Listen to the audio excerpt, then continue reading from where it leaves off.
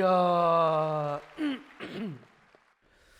이 폭우가 쏟아지는 우중에도 변함없이 산부예배 오신 여러분들을 주의 이름으로 환영하며 축복하고, 또 온라인으로 함께 하신 귀한 성도들에게도 하나님의 큰 은혜와 축복이 있기를 바랍니다.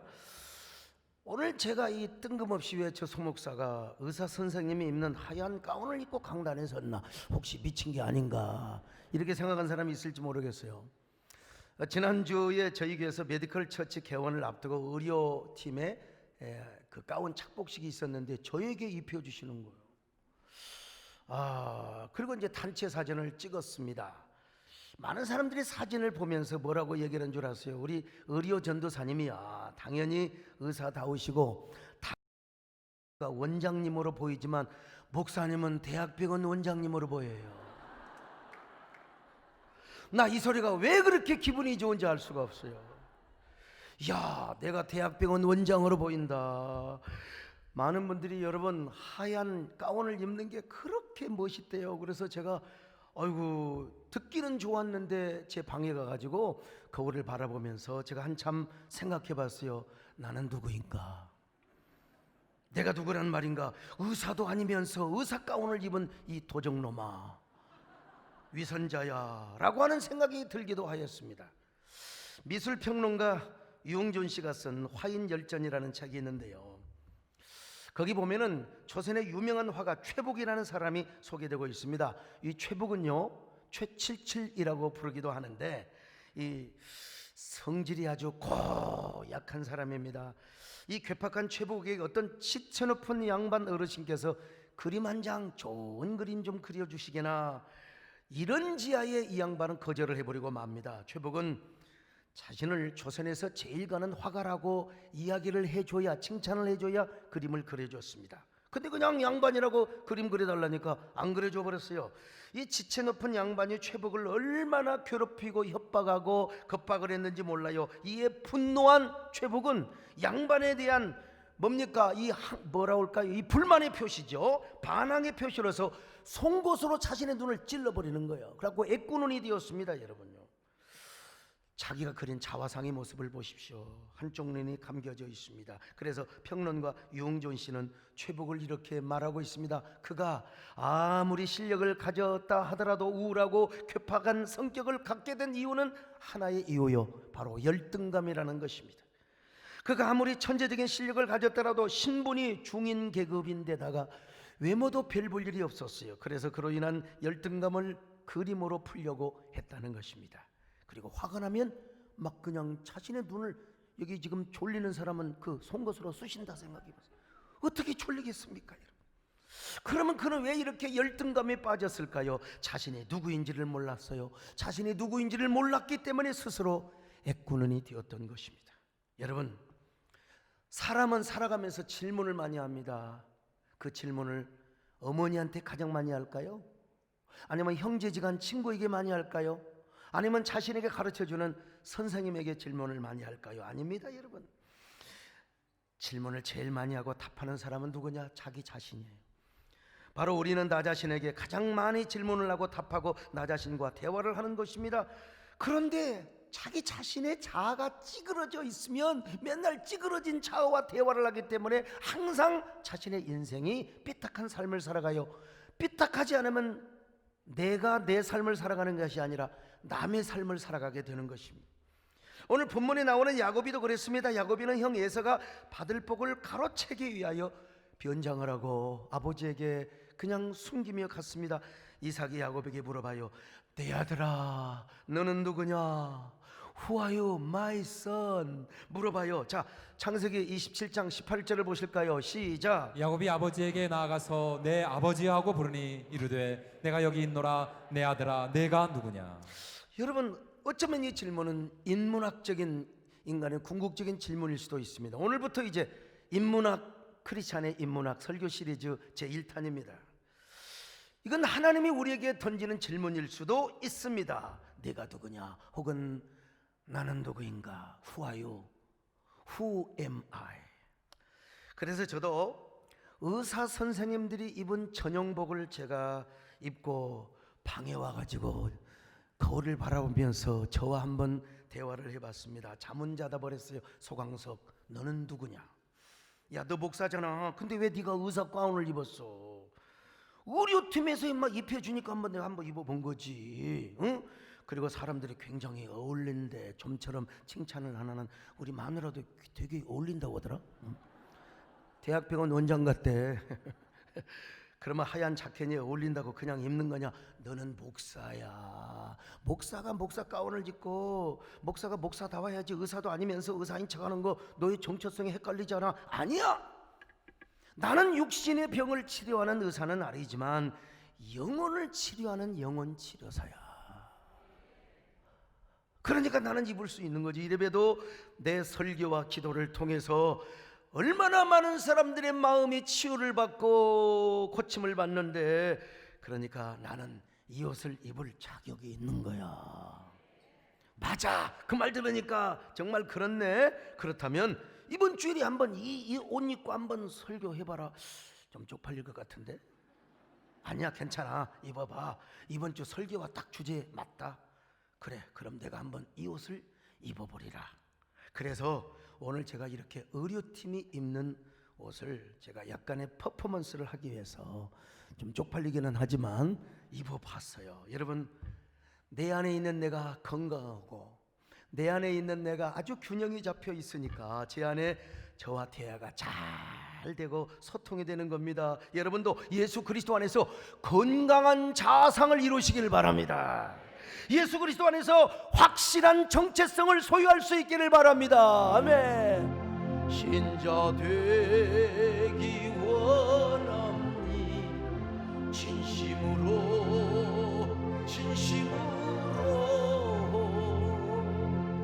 신자 되기 원합니 진심으로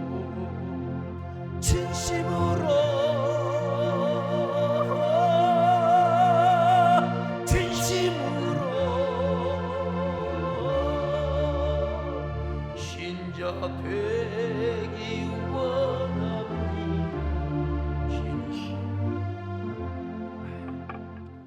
언제 또 갑자기 이렇게 옷을 바꿔 입고 참.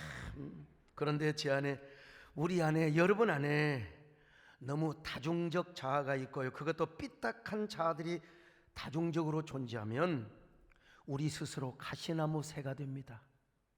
그래서 내 삶이 아닌 타인의 삶을 살아가게 되고 불행한 삶을 살아가요. 조성모 씨의 노래처럼 우리 삶 속에 가시나무 새만 날아다녀요. 작은 어린 새들도 가시에 찔리고 얼마나 불행합니까?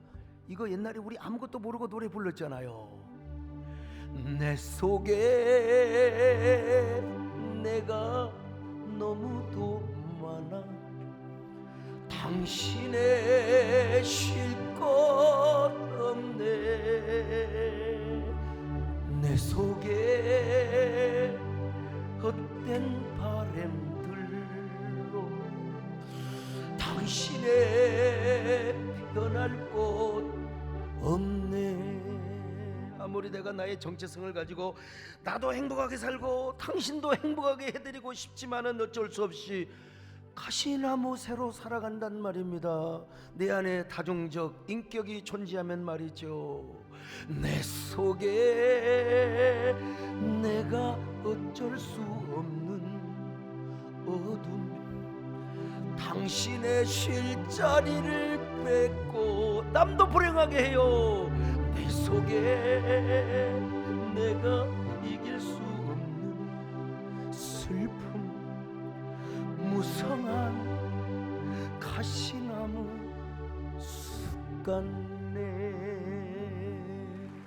그런데 오늘 야곱이는요, 아버지가 내가 누구냐고 물어볼 때 사실은 내가 야곱입니다 아버지 그렇게 말했어야 맞아요. 그러나 그가 뭐라고 대답을 했습니까? 형처럼 변장을 하고 자신이 에서라고 대답을 했던 거예요. 자, 창세기 27장 19절 같이 보실까요? 시작. 야곱이 아버지에게 대답하되 나는 아버지의 맏아들 에서로소이다. 나는 아버지의 첫째 아들 에서입니다. 이거 참, 물론 이로 인해 야곱이는요 아버지의 축복 기도를 받고 어마어마한 복을 받았습니다. 거부가 되었습니다. 그러나 그의 내면에 많은 기간 동안에 양심의 가책과 그리고 이 인격의 분열 현상이 있었을 거예요. 물론 그가 복 받기 위해서 어쩔 수 없었지만요, 그럼에도 불구하고 그는 아버지 앞에서 엄청나게 두려웠을 겁니다. 그래서 기도받으면서도 막 이런 생각을 했을 거예요. 야, 내가 축복은 고사하고 저주를 받지는 않을 것인가? 그러나 마음속으로 또 이런 양심을 막 꼭꼭 눌렀을 것입니다. 아니야, 내가 복을 받아야 어쩔 수 없어. 이건 내가 혼자 한 것도 아니야. 우리 엄마가 나한테 해준 거야. 엄마하고 나오고 통역을 한 거야. 공모를 한 거야. 그러니까 꼭 참고 일단 내가 복을 받고 보자. 이런 야곱에게 어느 날 하나님이 찾아오셨어요. 그리고 물어보셨어요. 야, 네 이름이 뭐야? What's your name? 물어본 거예요. 그러자 영어를 알아본 분들은 웃으시네. 이런 영어도 다 알아들으시고 여러분. 그러자 야곱이가 대답을 해요. 예, 저는 야곱입니다. 하나님이 말씀하시잖아요. 야, 너는 야곱이 아니야. 너는 에서도 아니야. 이제부터 너는 이스라엘이라 하리라. 이스라엘이라 하리라. 자, 창세기 32장 27절로 28절을 같이 봅니다. 시작. 그 사람이 그에게 이르되 내 이름이 무엇이냐? 그가 이르되 야곱이니이다. 그가 이르되 내 이름을 다시는 야곱이라 부를 것이 아니요 이스라엘이라 부를 것이니. 여러분, 지금까지 어쩌면 야곱이는 에서의 한 단면으로 살아왔을지도 모릅니다. 야곱으로 태어났지만 에서인 척 에서의 복을 받고 살아왔습니다. 왜? 동생으로 태어났지만 장자의 축복을 받았거든요. 그런데 하나님께서 야, 너는 지금 야곱도 아니야. 너는 이제 에서도 아니야. 너는 이스라엘로 살아가야 돼. 야, 너는 이스라엘의 축복의 초상이 되어야 한단 말이야. 이때부터 야곱은 진정으로 자신이 누구인가를 알았어요. 정체성을 확실하게. 너는 누구냐? 나는 누구인가? 내가 누구란 말인가? 오늘 우리도 끊임없이 이런 질문을 받을 수 있고 내가 나를 향하여 끊임없이 질문을 할 수 있습니다. 하나님께서 나를 향하여 너는 누구냐? 너는 어떻게 살아가느냐? 다른 사람이 나에게 당신은 누구야? 이렇게 물어볼 수 있어요. 오늘 우리 질문 앞에 우리는 어떻게 살아가야 할 것인가? 첫째로 그리스도인의 정체성을 확실하게 하고 살아가야 됩니다. 그리스도인의 정체성. 오늘날 현대인은 자신의 존재를 향한 깊은 질문을 던지고 살지 않습니다. 나는 누군가? 나는 어떤 사람인가? 그런 거 안 물어봐요. 나는 어떻게 성공할 것인가? 난 누구보다 먼저 승진할 것인가? 나는 어떻게 삶을 엔조이하며 해피하게 살아갈 것인가? 이런 질문만 하고 살아갑니다. 그러니까 사람들은 진정으로 자신의 삶을 살지 못하고 삐딱한 삶을 살고 삐뚤어진 삶을 삽니다. 아니면 타인의 삶을 살아가죠. 이 이상심리학의 해리장애라는 병이 있습니다. 해리장애는 한 사람 안에 여러 인격이 다중적으로 존재해요. 내 안에 여러 다중 인격이 존재하거나 그러니까 여러분 정체성이 상실될 수밖에요. 자신의 내면 안에서 인격이 서로 분열하고 충돌하기도 하고 안정감을 그냥 불안장애 속에 살아가는 거예요. 이게 뭐예요? 바로 정신병이죠, 이것도. 그래서 이런 사람은 내가 누구인 줄을 모르고 살아갑니다. 해리장애인이 않더라도 현대인들은 많은 부분에서 이러한 장애를 겪고 살아갑니다. 나는 누구인가? 지킬 박사와 하이드라는 소설이 있지 않습니까? 지킬 박사는 법학 박사요, 의학 박사입니다. 돈도 많이 벌었어요. 사회활동도 많이 하고 사회사업가였습니다.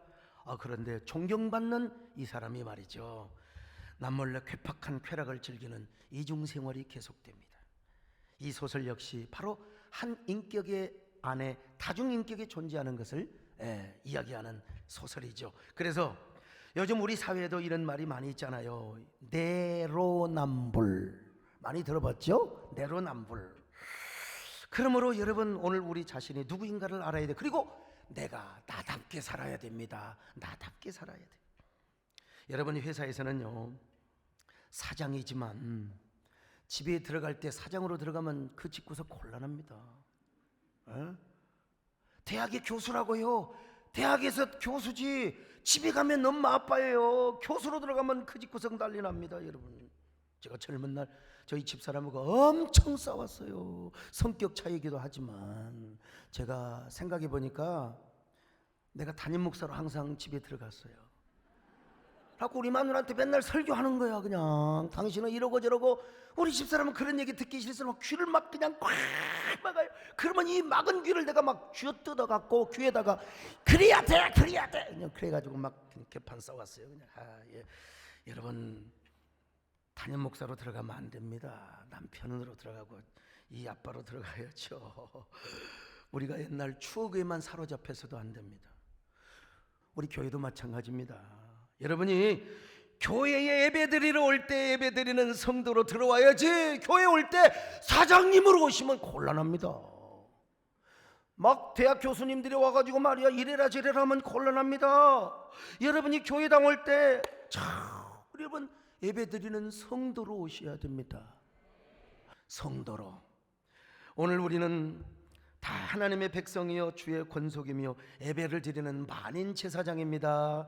자, 베드로전서 2장 9절을 한번 보실까요? 시작. 그러나 너희는 택하신 족속이요 왕 같은 제사장들이요 거룩한 나라요 그의 소유가 된 백성이니 이는 너희를 어두운 데서 불러내어 그의 기이한 빛에 들어가게 하신 이의 아름다운 덕을 선포하게 하려 하심이라. 여러분, 우리를 택하신 족속이라고 말합니다. 왕같은 제사장이요 거룩한 나라요 그리고 그의 소유라고 하지 않습니까? 한마디로 뭐냐? 하나님의 왕적 자녀의 권세를 가진 에베의 제사장이라는 겁니다. 에베의 제사장, 그러니까 우리는 왕적 권세를 가진 성도로서 교회에 올 때 예배자로 오셔야 된다. 그런데 뭐요? 왕적인 자녀의 권세를 가지고 오셔야 된다 이 말입니다. 왕적 자녀의 권세가 무슨 말이냐? 예배를 드리는 사람인데 왕적 자녀의 권세를 가진 제사장이라는 거예요. 그런데 여러분, 아직까지도 예배 드릴 줄을 모르고 교회 나올 줄을 모르고 지금도 무서워서 벌벌벌 집에서 떨고 있는 사람 왕적 자녀 맞아요? 코로나가 한창 기승일 때야 당연히 우리가 이웃의 생명을 존중히 여기고 또 고위험군 환자들은 당연히 집에서 온라인 예배를 드려야 돼요. 집단 감염을 막기 위해서요 우리 교회가 국민보건의 앞장을 서야지요. 그러나 지금은 생활 방역의 시대입니다. 그런데도 여전히 교회 나오기를 꺼려하고 있으면 그 사람 왕적 자녀 맞아요? 왕적인 제사장이 맞느냐 이 말입니다. 1, 2, 3, 4부가 사람이 많으니까 조금 그러면은 오부 예배 오세요. 오부 예배는 헐렁합니다. 오부 예배. 그런데 교회는 안 나오시면서 주일날 백화점에 가시고 골프장에, 오늘은 골프장도 다 틀려버려서 비워가지고 이런 사람, 야외 나들이 가는 사람 하나님 맞아요? 하나님 자녀 맞습니까? 왕같은 제사장은 어떤 사람이요? 예배하는 사람입니다. 거룩한 족속도 예배를 생명처럼 여기는 사람입니다. 하나님의 소유된 백성 역시 예배를 생명처럼 여기는 사람입니다. 여러분, 그러므로 하나님 앞에서 여러분의 정체성을 먼저 회복하시기를 바랍니다. 여러분의 정체성을 확고하게 하시기를 바랍니다. 예배에 목숨을 거시기를 바랍니다. 예배하는 감격을 회복하시기를 바랍니다. 왕적 제사장으로 살아가는 울먹거림이 우리 가슴속에 넘칠 수 있기를 바랍니다. 아멘. 내가 주님 앞에 무엇이니까 마른 막대기가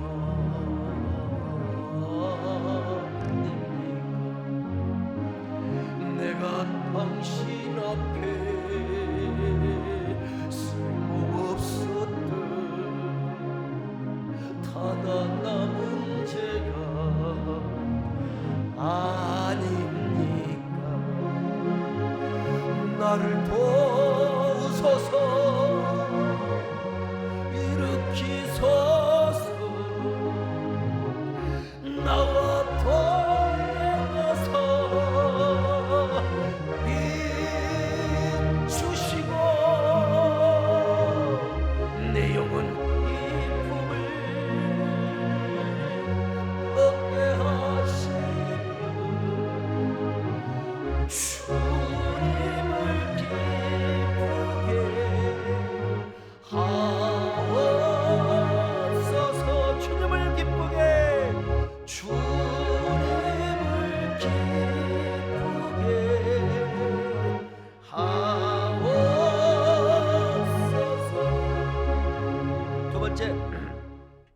자신의 존재 본질과 가치를 가지고 살아야지요. 자신이 누구인가에 대한 정체성을 회복했다면 이제 자신의 존재 가치를 회복하고 살아야 해요. 나는 어떤 존재인가?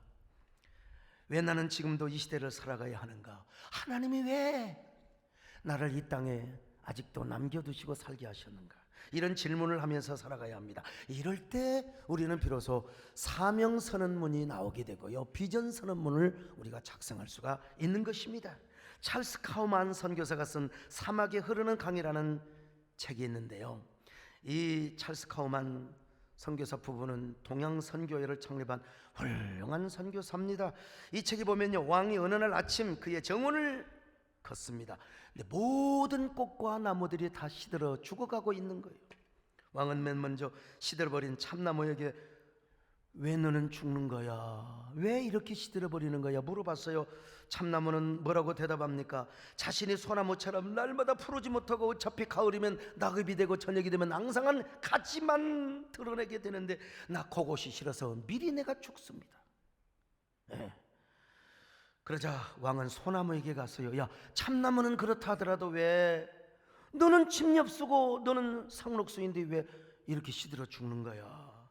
늘 푸르름을 소유해야지. 그러니까 이 소나무가 뭐라고 대답한 줄 아세요? 임금님, 늘 푸르러도 소용없잖아요. 나는 포도나무처럼 열매를 맺지를 못하는 걸요. 이번에는 왕이 포도나무에 물어봤습니다. 포도나무야, 너는 열매를 이렇게 많이 맺는데 왜 이렇게 시들어가고 있는 거야? 그러자 포도나무는 자신의 구부러진 줄기와 가지를 흔들어 보면서 이렇게 대답합니다. 임금님, 열매를 아무리 맺는들 무슨 소용이 있어요? 제 몸을 보세요. 구부러진 꼽주처럼 꾸불텅꾸불텅. 이게 뭐가 아름답다고. 그래서 미리 시들어 죽고자 합니다. 왕의 정원에 있는 모든 것들이 다 이런 식으로 대답을 했습니다. 그런데 유독 잔디밭에 핀 작은 제비꽃이 방글방글 웃고 있는 거예요. 왕은 반가워서 물어봤어요. 제비꽃아, 모든 정원의 나무들이 다 상심해 있는데 너는 그렇지 않는구나. 너는 왜 그렇게 방긋방긋 웃고 있니? 이 제비가 그렇잖아요. 응? 임금님, 저는요, 왕께서 제가 무엇이 되기를 원하는지를 생각하고 있었어요. 참나무인지 소나무인지 복숭아나무인지. 그러다가 저는 왕께 제비꽃 이 모습 이대로 존재하신다는 걸, 존재하기를 왕께서 원한다는 걸 제가 알았습니다. 그래서 제가 할 수 있는 한 가장 멋진 제비꽃으로 내가 이렇게 방긋방긋 웃으면서 난 나무 예뻐요. 제가 이렇게 존재합니다. 모든 나무들이 다 파괴적 비교를 하고 있을 때 제비꽃만은 창조적인 비교를 하고 있었습니다. 아름다운 나여, 왜 이리도 나는 이렇게 아름답게 생겼는지. 나는 너무나 행복한 존재야. 제비꽃은 참 괜찮은 꽃인 것 같죠. 마크 트웨인이 이렇게 말했어요. 제비꽃은 자기를 밟고 지나가는 발 뒤꿈치에다가 향기를 남기는 꽃이라고. 그렇습니다, 여러분. 오늘날 우리도 나의 존재의 본질과 가치를 알게 되면 절대로 파괴적인 비교를 하지 않습니다. 창조적 비교를 하게 되는 거예요. 이러한 창조적 비교는 자신에게 자극을 줘서 각성케 하고 겸손하게 하고, 그리고 타인을 배려하는, 나도 행복하고 너도 행복하고 I'm okay, you are okay, 이런 삶을 살아가요. 그런 사람은 마침내 자신의 사명과 비전을 깨닫게 됩니다. 나는 왜 존재하는가? 나는 오늘 또 무슨 일을 해야 되는가? 나는 하나님께 어떤 사명자로 쓰임받을 수 있는가? 나는 어떤 일을 하고 어떤 일에 쓰임을 받음으로써 하나님을 기쁘시게 하며, 그리고 남을 행복하게 살아갈 수 있단 말인가? 나는 어떻게 하나님께 영광을 돌릴 수 있단 말인가? 오늘 야고비가 그랬습니다. 그는 아무리 돈을 많이 벌고 큰 부자가 되었음에도 불구하고 마음에 해결받지 못하는 것이 있었어요. 자신의 예서라고 속여서 가로챈 축복. 자신의 예서처럼 살아왔지만 예서가 아니거든요. 지금 예서는 브엘세바에서 멀쩡하게 돈 10% 깨뜨고 살아가고 있단 말이요. 그러므로 자신은 예서와 화해를 해야 돼요. 그래서 야곱은 예서에게 수많은 돈과 물질을 보내가지고 화해를 요구하였습니다. 그러나 에서는 자기를 죽이려고 400명 군사를 거느리고 와서 이 야곱이 사기꾼 이 새끼 내가 죽여버려. 그러니까 얼마나 야곱이가 불안에 떨겠습니까? 그 불안 때문에 참을 이룰 수 없었습니다. 어쩌면 이 순간만큼은 가슴이 떨리고 숨쉬기도 힘든 공황장애 같은, 여러분 막 심장이 멎어버릴 것 같았어요. 그래서 부인과 자식들을 다 야복강 건너보내고 혼자만 남아서 하나님께 씨름을 합니다. 결판 내는 기도를 하는 거예요. 아마 그는 이렇게 기도를 했을 거예요. 우리 하나님 베델의 하나님 맞지 않습니까? 나에게 복을 주시고 이 일을 다 이루기까지는 절대로 하나님이 나와 함께 하시며 떠나지 않는다고 하셨지 않습니까? 그 하나님은 도대체 어디 계세요? 베델의 하나님은 어디 계신단 말입니까? 그 하나님을 믿는다고 하면서도 이렇게 두려워하고 벌벌 떨고 있는 나 자신은 도대체 누구란 말입니까?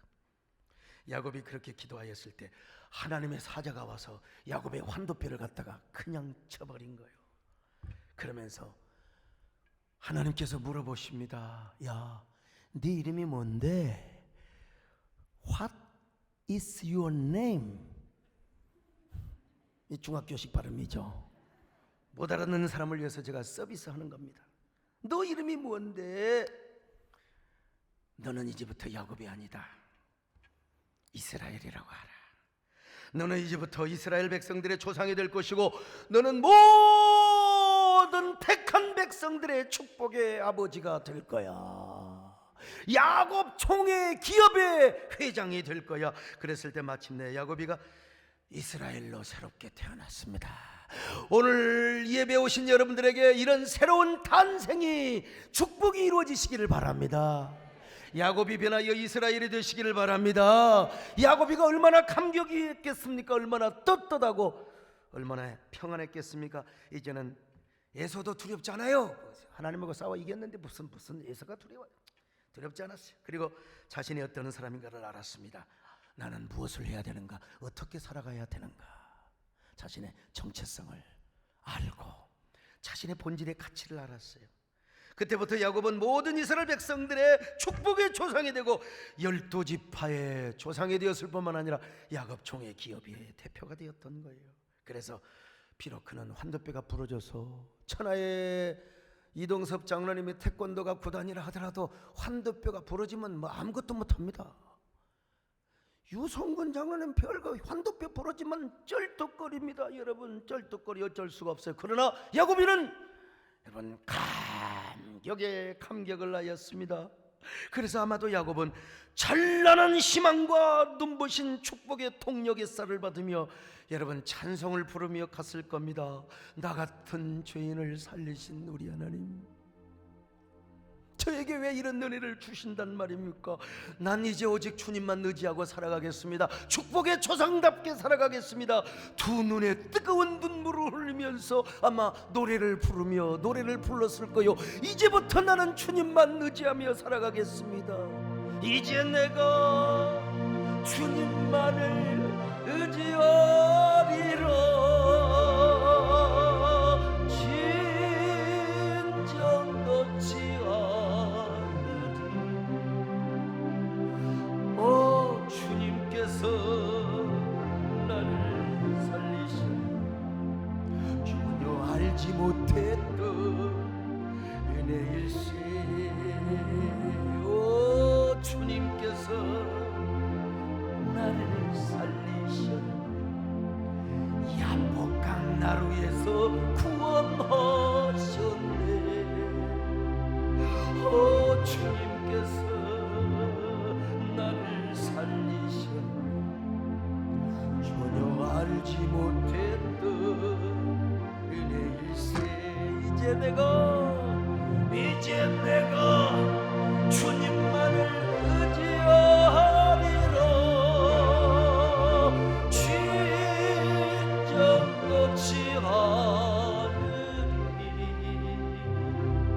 오 주님께서 나를 전혀 알지 못했던 은혜일세. 여러분 우리가 내 존재의 본질이 무엇이며 존재의 가치가 어디 있는가를 알아야 합니다. 그래야 여러분의 인생은 새로워지고 우리가 드디어 새로운 꿈을 꿀 수 있는 겁니다. 새로운 사명을 발견할 수 있는 것입니다. 나는 왜 살아야 하는가? 무엇을 위해 살아가야 하는가? 나에게는 어떤 사명이 있는가? 이 시대에. 그래서 비전이 우리의 생명이고 사명이 우리의 생명이 되는 겁니다. 사도 바울은 뭐라고 고백했습니까? 사명을 생명보다 목숨보다 더 귀한 것으로 여겼어요. 이 땅에 수많은 교회가 있고 수많은 목회자가 있습니다. 저는 무엇보다 한국교회 예배를 회복하고 공적교회를 세우는 마인드와 사명을 갖고 있습니다. 부족하지만 저는 지금까지도 이 일을 위해서 살아왔고 앞으로도 저는 그렇게 살아갈 것입니다. 제가 9월달에 있을 총회 준비를 하기 위해서 지역 간담회를 하는데 어떤 분이 뭐 총회에 대한 이야기를만 물어봐야 되는데 뭐 포괄적 차별금지법에 대해서 서 목사님은 어떻게 사역을 하고 어떻게 대처를 하시겠느냐고 내가 이런 얘기를 했습니다. 저도 모르게 이런 얘기가 나왔어요. 나는 이 포괄적 차별금지법을 반드시 온몸으로 막아낼 것입니다. 뭐 저 혼자 하겠습니까마는 여러 동역자들과 함께, 그리고 한국교회를 하나로 연합시키고 생태계를 보호하며 난 분명히 공적교회를 세울 것입니다. 저는 이 일을 위해서 제가 총회장이 되는 것이지 난 다른 것 때문에 그렇지 않습니다. 이거야말로 저의 존재 가치와 사명의 가치를 역설하는 것이죠. 그만큼 저는 저의 본질의 가치와 그리고 사명을 알고 있다는 것이죠. 하나님이 주신 사명을 위해 살고 사명을 위해 죽는다. 사명을 위해 죽는다는 겁니다. 여러분 오해하지 마세요. 방송을 통해서 설교 듣는 분들, 나는 여러분 막무가내고 반대하지 않습니다. 우리나라에는 표현의 자유가 있고 종교의 자유가 있고요. 역차별당하지 말자는 거지. 나는 절대로 동성애자들을 사랑하고 그분들도 여러분 자유롭게 살아갈 권리가 있어요. 그럼에도 불구하고 우리 자녀들, 우리 동성애하지 말자고 우리 자녀들 교회 안에서 가르칠 수 있잖아요. 왜 그걸 막느냐 이거예요. 오늘 여러분은 어떤 사람입니까? 과연 여러분은 여러분의 정체성을 확실하게 세운 사람입니까? 여러분의 존재 가치가 어디 있는가를 알고 있습니까? 여러분의 삶의 목적이 하나님께 있습니까? 여러분 자신에게 있습니까? 오늘 사도 바울은 뭐라고 말해요? 살아도 주를 위해 살고 죽어도 주를 위해 죽는다고 고백하고 있습니다. 로마서 14장 8절입니다. 시작. 우리가 살아도 주를 위하여 살고 죽어도 주를 위하여 죽나니 그러므로 사나 죽으나 우리가 주의 것이로다. 멋있는 사람입니다. 바울. 오늘 바울의 고백이 여러분의 고백이 될 수 있기를 축원합니다. 한 번 사는 인생이요, 두 번 다시 오잖아요. 연습이 없습니다. 리허설이 없습니다. 엑서사이즈가 없습니다, 여러분. 그래서 바울은 살아도 주를 위해 살고 죽어도 주를 위해 죽는다고 했습니다. 살고 죽는 모든 가치와 목적이 여러분도 주님께 있기를 바랍니다. 삶의 목적과 가치가 주님이 주신 사명에 있기를 바랍니다. 그런 저와 여러분 되시기를 주의 이름으로 축원합니다. 이제 내가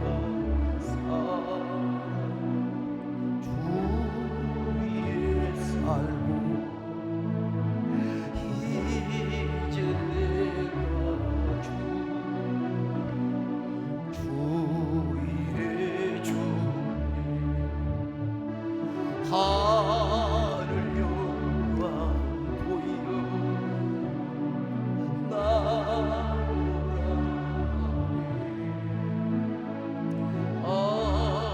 할렐루야 찬송하며 주께 가리라. 그러므로 살아 죽으나 주님의 것이요 살아 죽으나 살아 죽으나 나의 피 흘리신 내 주님의 것이. 우리 함께 기도드리겠습니다. 주님, 나는 누구입니까? 우리의 삶과 본질의 가치는 어디에 있는 것입니까? 아직도 삶의 본질과 가치를 깨닫지는 못하고 나는 여전히 방황하는 당신의 자녀가 아닙니까? 이 시간 잠시 가슴에 손을 얹고 한 30초 동안 주님하고 속삭이는 기도를 드리겠습니다.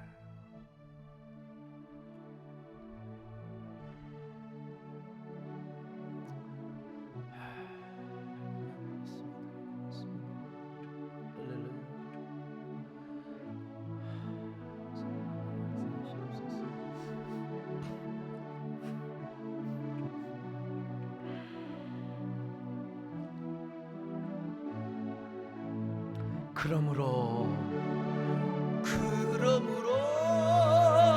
만일 사나 죽으나 주님의 것이요 사나 죽으나 사나 죽으나